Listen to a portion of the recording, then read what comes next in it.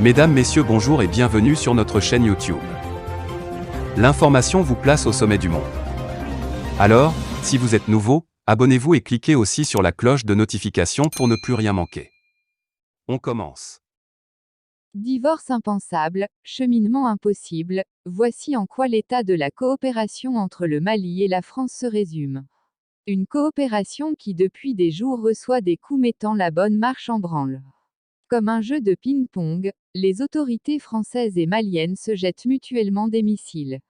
Des accusations à tort et à travers deviennent de plus en plus fréquentes après le passage du Premier ministre malien, Choguel Kokala Maïga devant les Nations Unies.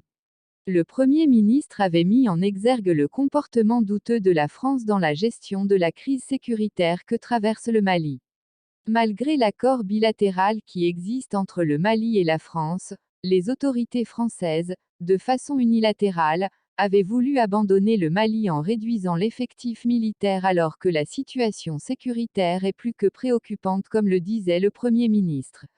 Après cette révélation, le président français a qualifié le gouvernement de transition d'illégitime. Mieux, il avait laissé entendre que sans l'intervention française, ce gouvernement n'allait pas exister. Toute chose qui alimente la colère de bon nombre de Maliens qui d'ailleurs se reconnaissent dans la déclaration du Premier ministre.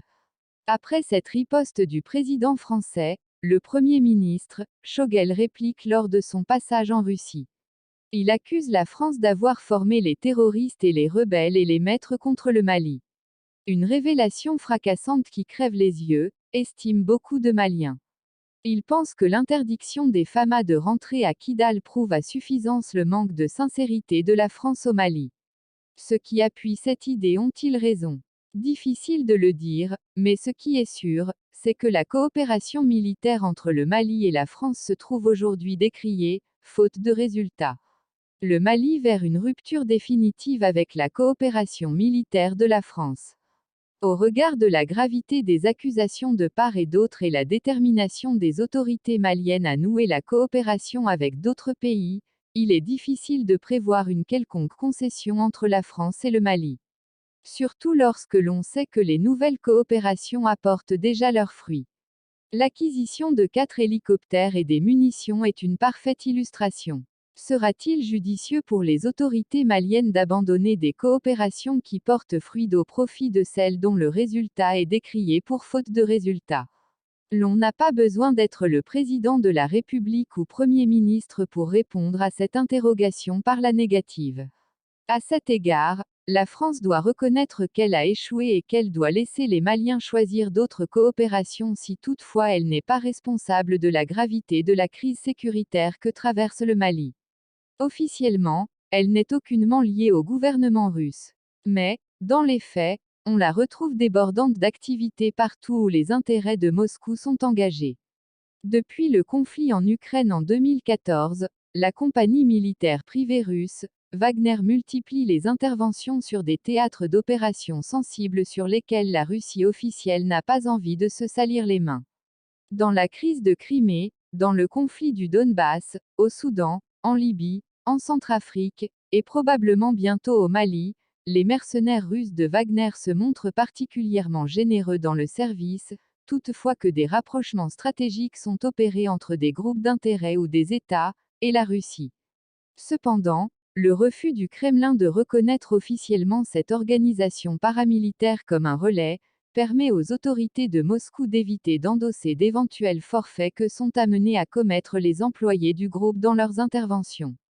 Et autant que cela dure depuis 7 ans, les choses n'ont guère évolué avec le Mali où le gouvernement russe reconnaît l'existence de négociations entre l'État malien et Wagner, mais rien de plus. Le 25 septembre dernier, lors d'une conférence de presse organisée en marge de la 76e Assemblée générale des Nations unies à New York, le chef de la diplomatie russe, Sergueï Lavrov confirmait des contacts entrepris par les autorités maliennes auprès de sociétés militaires privées russes, non sans nier catégoriquement une quelconque implication de Moscou dans cette affaire. Il s'agit d'une activité exercée sur une base légitime, nous n'avons rien à voir avec cela.